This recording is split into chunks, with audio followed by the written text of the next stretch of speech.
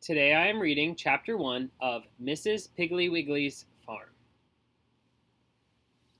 Chapter 1 The Not Truthful Cure. Mrs. Haraway was out in her side yard setting her zinnias.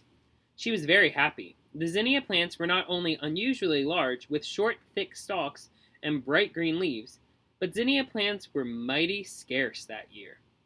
Mrs. Haraway hummed to herself as she dug holes for the fine young plants. How lucky since she had been to get the last flat Mr. Wisner had.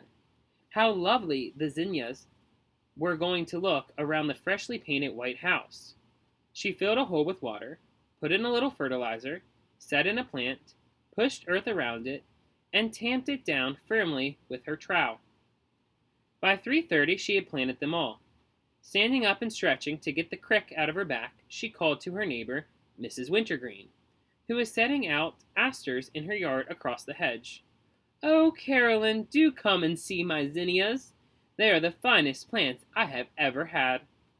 "Oh, they are beauties," said Caroline Wintergreen, coming through the hedge gate. "I can see from here. Where in the world did you get them?" "From Mr. Wisner," said Mrs. Haraway. "They were the last ones he had."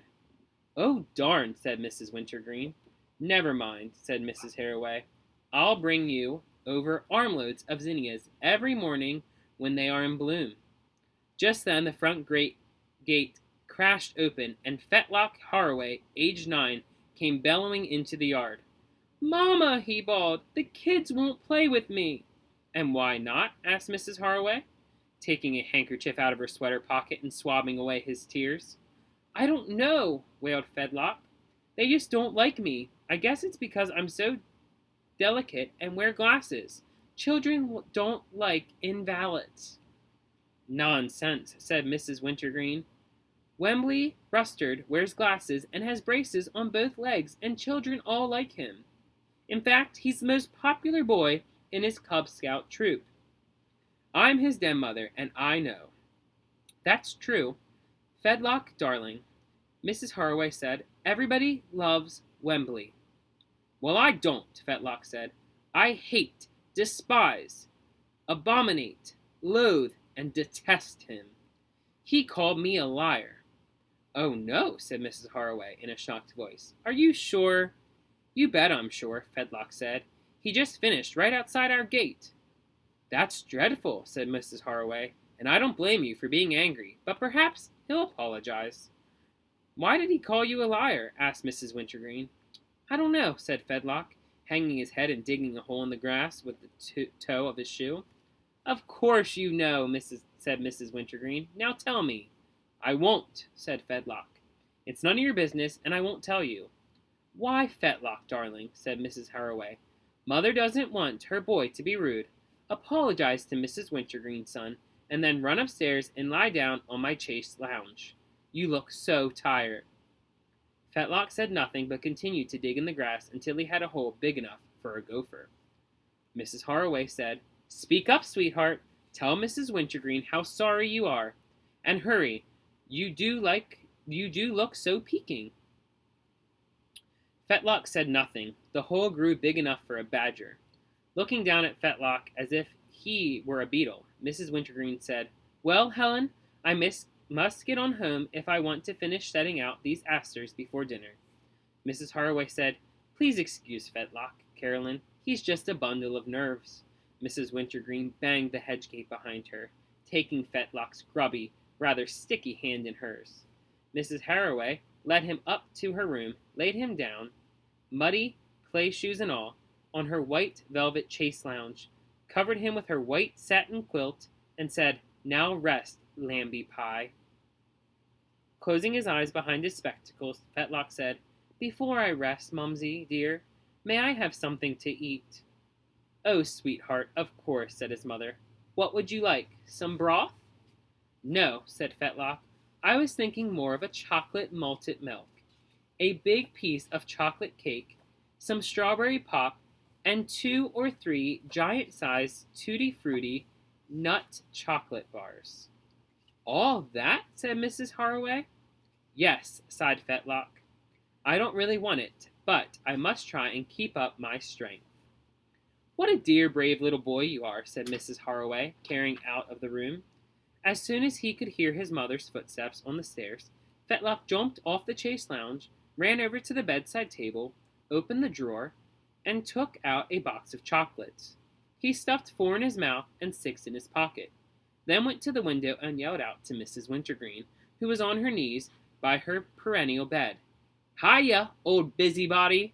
Fortunately, his mouth was so full of chocolate it sounded like "Blug, blug, blug, oh bluggity." Mrs. Wintergreen didn't even turn around. When Mrs. Haraway came staggering in a few minutes later with Fetlock's little snack, he was lying on the chaise lounge again, his eyes closed. Mrs. Haraway thought he looked so beautiful she almost cried, making her voice as gentle as a dove coo. She said, "Did you call, sweetheart?" "No," said Fetlock. "I was asleep." "I am sure I heard someone calling," said his mother, propping him up with lace pillows and arranging the tray on his bony little knees. "Perhaps I called out in my sleep," Fetlock said, grabbing the chocolate cake and taking a huge bite of the frosting. "I'm very restless, you know." "You poor child," said Mrs. Haraway. "Would you like Mother to read to you?" Before Fetlock could answer, the telephone rang. Mrs. Haraway hurried out in the hall to answer it on the upstairs extension. She said, "Oh, yes, Mrs. Mallet. Yes, yes, yes. Are you sure? Are you positive? Fetlock? I'll speak to him. I'm terrible sorry. I can't understand it. Are you positive? Yes, I'll speak to him right away." But when she went in to speak to Fetlock, he was gone, as were the malted milk, the chocolate cake, and the 2 giant-sized Tutti Frutti nut chocolate bars. Sighing, Mrs. Haraway brushed some crumbs off the chaise lounge. The telephone rang again. With a worried frown, she picked up the receiver and cautiously said hello. Then her face lit up like a 4th of July sparkler. She chirped happily, "Oh, how sweet of you, Mrs. Workbasket. I'd be simply delighted. Of course. Yes, yes, yes, yes, of course. Luncheon tomorrow? Oh, I'll be there. You can count on me." Hanging up the telephone, she rushed to the window and called excitedly to Mrs. Wintergreen. "Oh, Carolyn, it's happening! It's happened! Mrs. Workbasket has invited me to join the Earnest Workers. Isn't that wonderful? The first meeting is tomorrow at lunch. Oh, I do hope they will like me. Do you think they will? It will mean so much to Warner's business." "Of course they will like you," said Mrs. Wintergreen. "There are 25 members, and they are all intelligent and have children about the ages of ours. Well, I must finish these asters. I'll see you at Freda Workbasket's tomorrow." In the excitement of being asked to the most exclusive women's club in town, Mrs. Haraway forgot all about the call from Mrs. Mallet, who had told her that Fetlock had roller skated through her cottage tulips, and she wanted something done about it. At dinner that night, Fetlock looked pale and was very quiet. Mrs. Haraway was worried about the income tax the government waste, and so Mrs. Haraway very wisely did not bother them with problems, but smiled and thought about her wonderful new club. The luncheon the next day should have been an overwhelming success. The table was decorated with pink tulips, a pink tablecloth, pink candles, pink napkins, and pink nut dishes. The main course was a maraschino cherry, walnut, marshmallow, pineapple, strawberry, cream cheese, and cabbage molded salad, accompanied by pink biscuits. There were also pink mints and pink gumdrops, and luckiest of all, Mrs. Haraway just happened to be dressed entirely in pink, with even pink gloves and pink roses in her hat. All through lunch, she was so happy and gay, everybody said, "You look adorable, Helen dear. I wish I'd worn pink." Mrs. Workbasket was very proud that she had asked her. Then the members of the Earnest Workers moved into the living room for the business meeting, and that was the end of Mrs. Haraway's happiness. As soon as each lady had found a chair and helped herself to the pink mints and pink gumdrops, Mrs. Fetterling stood up and said, "Fellow members of the Earnest Workers, I do not wish to appear snobbish or unkind, but before voting on our new member, I feel that I must ask a few questions. Mrs. Haraway, is it true that your husband is a burglar who is known the world over for his clever jewel robberies.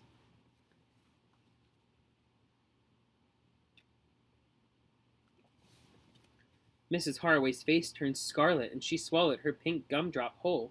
She said, Fanchon Featherling, how dare you say a thing like that about Warner? You know perfectly well that he is an executive vice president of Rocco Cement. Well, said Mrs. Featherling, my information came straight from the lips of Warner's own little boy. Last week he was over playing cansata with Winifred, and he told Vernon and me that his mother and daddy could never go out any place because his daddy was hiding from the London police and the Paris police and the Russian police and the FBI. He also told us that Warner's picture was in every post office in Europe and that he is training Fetlock, I believe that is your son's name, to work with him.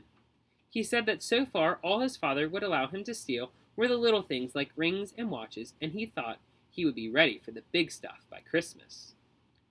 Mrs. Gorman jumped up and said, But Fetlock told us that his father was a train robber. Mrs. Roberts said, He told me his father was a confidence man who robbed widows. He warned me never to pay attention to him when he talked about investments. Mrs. Harrison said he told Aunt Elise and me that Mr. Haraway was a cowboy who had hurt his back breaking wild horses. Fetlock said he was a cowboy too until he was kicked in the forehead by a steer. The blow affected his eyesight, which is why he has to wear glasses. Really, Mrs. Haraway, I don't like to interfere, but I do think it is nothing short of cruel to allow such a small child to bulldog steers. Before Fetlock's mother could answer, Mrs. Pinwheel said, But none of that could be true, because only yesterday Fetlock told me all about his lonely childhood and how he had to sell papers and work in a factory to make enough money to buy medicine for you when you were sick, Helen. And while Mr. Haraway was in the penitentiary for making counterfeit money. Mrs. Grunch, who had 7 children, shrieked, Counterfeit money? That's not what he told me. He said that his father sold little children. He said that he gathered them up at playfields and sold them to orphanages. Mrs. Haraway, her face as white as paper, said not one word of this is true. My husband is a fine, upright, honorable citizen. Fetlock is a dear, sensitive, loyal little boy. I'm sorry I ever came to your old club. I never did want to be a member anyway. She began to cry. Mrs. Mallet said, Before you go, Mrs. Haraway, I wish you would tell me what you intend to do about my tulips. She turned to the other woman. Yesterday, Fetlock deliberately roller skated through my cottage tulips and crushed and injured 17. Obviously, his mother doesn't care. Mrs. Haraway said, I do care. I care terribly about your tulips, Mrs. Mallet. But I was so excited when Mrs. Workbasket called me that I forgot. What would you like me to do? Pay you for them? Oh, heavens, no, said Mrs. Mallet. I wouldn't dream of anything like that. I didn't intend to make any trouble. I just thought you should know. I think a normal mother wants to know when her child performs vandalous acts. I know I would. I would want to know anything like that a child of mine did, although goodness knows Williver is really too good. Too good to live, his old Irish nurse used to say. Naturally, I didn't expect you to pay for my tulips. How could you? They were very, very rare and in full bloom. Really priceless. However, if you insist, I might accept some other plants. Zinnias, perhaps. I noticed on the way over here that you had some fine young plants. Oh, I have, says Mrs. Haraway. They are strong and stocky and very healthy. I'll bring them over to you as soon as I get home. Oh, there is no hurry, said Mrs. Mallet, but I would like to get them set out before dark. Of course, zinnias aren't as pretty as college tulips, but I guess I can't be peculiar, can I? Mrs. Haraway blew her nose on her pink handkerchief, gathered up her pink gloves and purse, and went into the bedroom for her pink coat. Her happy day was spoiled, and she wanted to die.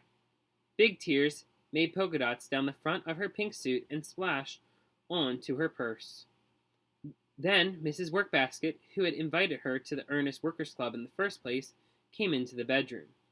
Putting her arm around Mrs. Haraway, she said, Don't pay any attention to that hateful Crystal Mallet, Helen dear.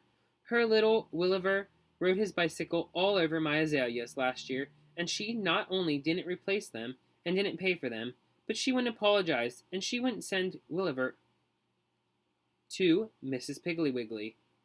Mrs. Who? Asked Mrs. Haraway, sniffing. Mrs. Piggly Wiggly, said Mrs. Workbasket. She is a dear little woman who adores children and knows just how to handle them. Really, she has cured almost every child in this town of faults. But how does she cure them? Asked Mrs. Haraway, beginning to cry again as visions of Fetlock locked in a dark cellar and being beaten with chains floated in front of her eyes. Oh, she has many ways, said Mrs. Workbasket, some magic and some not. But I'll tell you this, Helen, every single child in this town adores her, and she has cured most of them of faults. Actually, the ones she has cured love her the most of all. Well, said Mrs. Haraway, blowing her nose, I'm pretty sure that Fetlock really did tell those stories. He has a fine imagination, and he's a very lonely because of the children that will play with him. None of the children will play with him. Where does that Mrs. Piggly Wiggly live? She used to live here in town in a funny little upside-down house, said Mrs. Workbasket, but last winter she bought a small farm just at the outskirts of town in Little Spring Valley. She has a nice white farmhouse, a large red barn with a big hayloft, a cow and a calf, a horse, some pigs, chickens, turkeys, geese, sheep, a cat, and a dog. I believe she even has a parrot and a hive of bees. Since she moved to the farm, she usually invites the children to come out and stay with her until they are cured. She says that it is a big relief to the parents, fun for the children, and makes life very interesting for her animals who are always anxious to help with her work. Are you sure it would be safe for Fetlock? Asked Mrs. Haraway anxiously. He is so delicate and high-strung. Actually, Fetlock would be much safer at Miss Piggly Wiggly's farm than he would be here in the city, Mrs. Workbasket said, and he might gain a little weight. He looks awful puny for his age. It's his tremendous brain, said his mother. His brain is so huge it takes all the nourishment from his little body. But be that as it may, said Mrs. Workbasket drily, I think a stay with Mrs. Piggly Wiggly would be the best thing in the world for him. I think she could even cope with his tremendous brain. Why don't you call her right now? Here is her telephone number. And so Friday afternoon, just as Mrs. Piggly Wiggly was taking a pan of blackberry tarts out of the oven, a large green car turned into her farm. Oh, how nice, she said to Lightfoot, her cat. Fetlock Haraway will be here for supper. From all the stories she had heard about Fetlock, Mrs. Piggly rather expected to see a bright, big, red-faced, swaggering bully come busting out of the car. Instead, Mr. Haraway, with a great deal of difficulty, had accompanied by piercing shrieks and anguished howls, pulled out from the back of the car a skinny, pale little boy wearing horn-rimmed spectacles. As he lifted him out, the little boy's macaroni legs and arms flailed the air widely, and in one last convulsive effort, he grabbed the door handle and hung on, shrieking, Kill me! Shoot me! Cut my veins! But don't leave me, Daddy! Gathering the arms and legs into a bunch like flowers, Mr. Haraway detached Fetlock's finger from the door handle, carried him over, and dumped him in the grass by Mrs. Piggly Wiggly's back porch. Then turning to Mrs. Piggly Wiggly, who had come out on the porch to watch the proceedings, he said, The boy doesn't seem too enthusiastic about staying. Do you think I'd better take him back home? Certainly not, said Mrs. Piggly Wiggly, leaning over and brushing some of the dusty sneaker marks off Mr. Haraway's blue business suit. You just leave Fetlock here with me, and he'll be fine. However, if I were you, I would tell his mother how he is acting. It might worry her. Oh, I won't, said Mr. Haraway, opening the door to his car. Seeing that his father was about to leave, Fetlock, who had been floundering around in the grass like a freshly caught trout, jumped to his feet and ran yelping after him. Immediately, Wag, Mrs. Piggly Wiggly's dog, grabbed the back of his jacket and jerked. Fetlock sat down hard on the grass. He got up again. Wag pulled him down. He got up. Wag pulled him down. He got up. Wag, exasperated, jerked him down and sat on his lap. Daddy, Daddy, this old dog's biting me, Fetlock howled. Help! Help! He's killing me! Pay no attention, Mr. Haraway, Mrs. Piggly Wiggly said. Wag is the gentlest dog alive. Just drive away quickly. Mr. Haraway did, and when he got home, and Mrs. Haraway rushed out of the car and said, How is Mrs. Piggly Wiggly? Did Fetlock like her? Is my dear little boy happy? Did he want to stay? Mr. Haraway said, Oh, Fetlock was keen about Mrs. Piggly Wiggly. He just loved it out there. You've never seen anyone so happy. Thank goodness, said Mrs. Haraway, wiping tears out of her eyes. As soon as his father's car had rounded the bend, at the bottom of Mrs. Piggly Wiggly's lane, Fetlock stopped screaming. As soon as he stopped screaming, Wag got off his lap. Mrs. Piggly Wiggly said, My dog's name is Wag. He's very smart. Fetlock said, He bit me, right to the bone. I'll probably get hypothermia and die. Show me the bite, said Mrs. Piggly Wiggly. Oh, it doesn't show, Fetlock said. You see, I have a kind of peculiar skin that heals instantly. There's nobody else in the world that has it, and the doctors wanted to put me on exhibition. Really? Said Mrs. Piggly Wiggly. Yeah, cross my heart, said Fetlock. Ha ha ha ha ha, said Wag. Hey, look it, the dog's laughing, Fetlock said. Of course he is, says Mrs. Piggly Wiggly. He thinks your story is perfectly ridiculous. Now let's go in and unpack your things. Did you bring any jeans? Just my cowboy pants, said Fetlock. You know, I used to be a real cowboy in Montana. Used to rope steers and ride in the roundups and everything. I'll wear those pants. That's a good idea, said Mrs. Piggly Wiggly. Wear your cowboy pants, and then you can ride Trotsky out and round up Arbus. Who's Trotsky? Said Fetlock. My horse, said Mrs. Piggly Wiggly. He's pretty slow, but perhaps a regular cowboy like you can make him gallop and buck.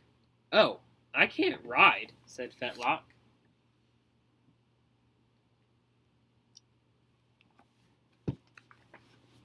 But I thought you said you were a cowboy, said Mrs. Piggly Wiggly. I am, said Fetlock, but I hurt my back bulldogging a steer, and so I can't ride any more. That's too bad, said Mrs. Piggly Wiggly. Trotsky will be very disappointed. I told him that a very nice little boy was going to visit me, and he promised to teach you to ride. Of course, then, I didn't know that you were a cowboy. Fetlock said nothing. Mrs. Piggly took him upstairs, showed him his room, and told him to change his clothes. She said, When you are dressed, come down to the barn. I'll be milking. Milking, said Fetlock. You mean milking a cow? Certainly, said Mrs. Piggly Wiggly. I milk Arpus every morning and every evening. Can I watch? Asked Fetlock. Of course, said Mrs. Piggly Wiggly. That's why I asked you down to the barn. Of course, I already know how to milk, said Fetlock. I worked on a dairy ranch once. It was a great big ranch. In fact, it was the biggest dairy ranch in the whole world. They had 10,000 cows. Really? Said Mrs. Piggly Wiggly. Yeah, said Fetlock. I used to milk 500 cows a day. Boy, I was a good milker. You must have been, said Mrs. Piggly Wiggly. Perhaps you would like to milk Arbutus. Oh, no, said Fetlock. I had enough milking cows to last me the rest of my life. Well, said Mrs. Piggly Wiggly, hurry and change, and I'll see you at Arbutus' stall. Mrs. Piggly Wiggly had fed Arbutus and Heather the calf, and had the bucket half full of milk before Fetlock finally came clanting in, wearing a complete cowboy outfit, even to spurs, a lasso, and 2 guns. Well, my goodness, Mrs. Piggly Wiggly said, you really are a cowboy. Sure, said Fetlock. I told you I was. Watch me. I'll lasso the cow. Oh, don't do that, Mrs. Piggly Wiggly said quickly. Arbutus might kick over the milk bucket. Are you sure you wouldn't like to milk? I'm getting awfully tired. Well, said Fetlock, it's been an awful long time since I milked, and I might have forgotten how.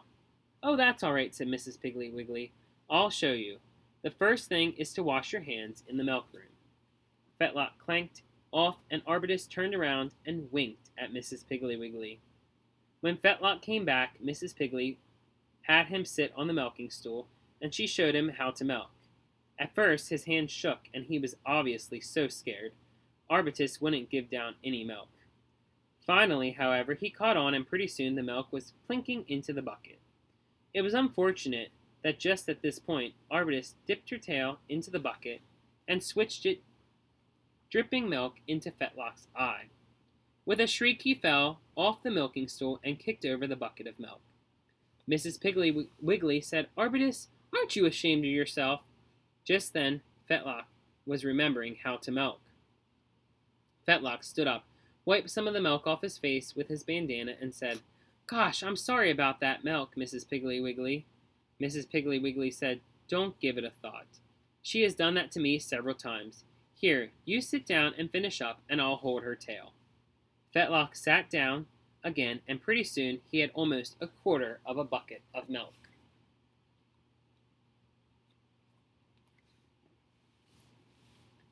Mrs. Piggly Wiggly said, if you hadn't told me about milking all those hundreds of cows, I would say that you are without a doubt the fastest learner I've ever had on my farm." Fetlock said, well, as a matter of fact, I really never did milk before. I just wish I could, so much I kind of thought I really had." "Of course," said Mrs. Piggly Wiggly. "Lots of times I wish I could do a thing so much I think I have done it. That's human nature. However, you are a very, very good milker, and I'm proud of you. Now, while I strain and cool the milk, you go up to the loft and pitch down some hay for Trotsky." Fetlock had quite a little trouble climbing the ladder of the loft in his cowboy boots, chaps, holster, and spurs. But by using his hands, he finally managed.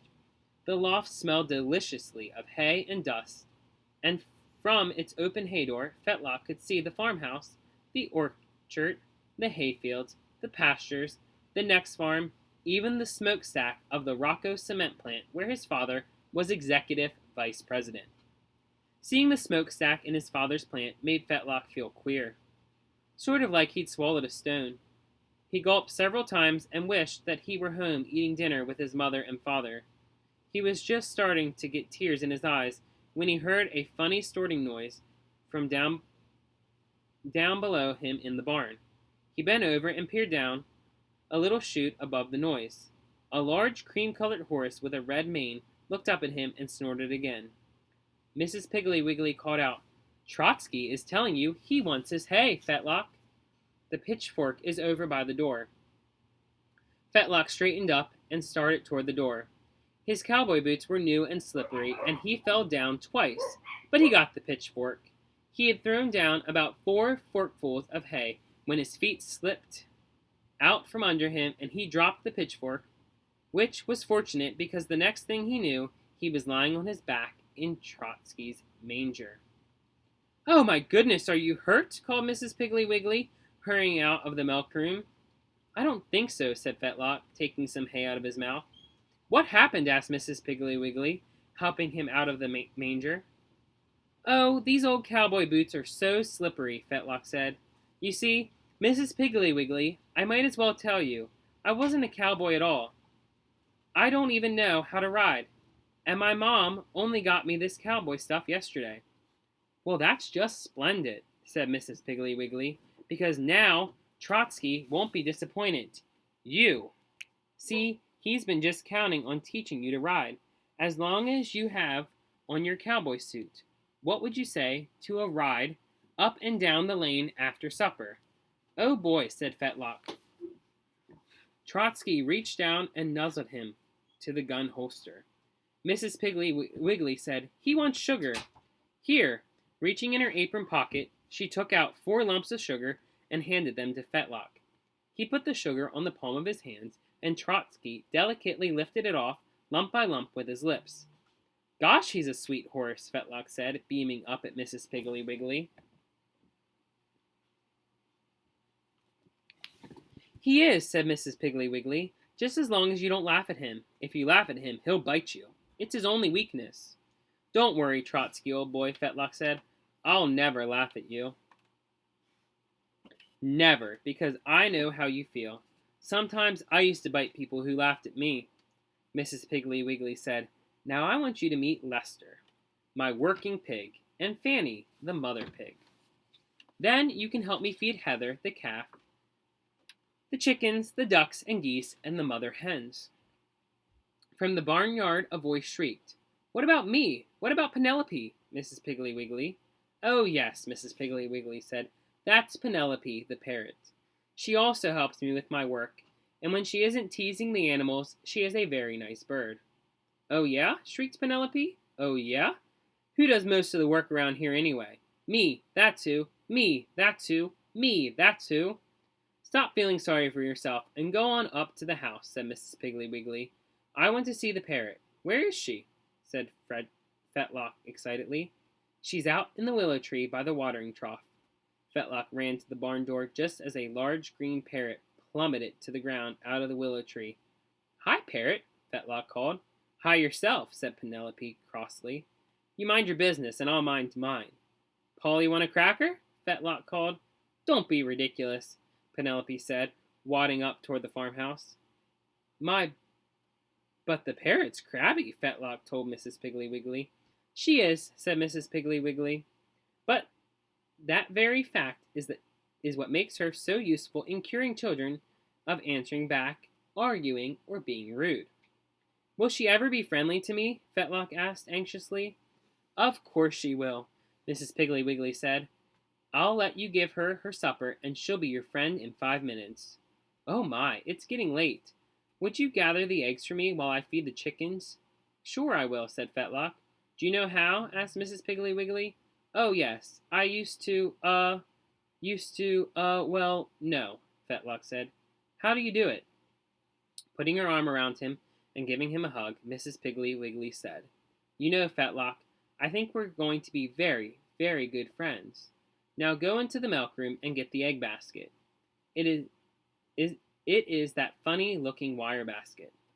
Fetlock stayed with Mrs. Piggly Wiggly for a whole month.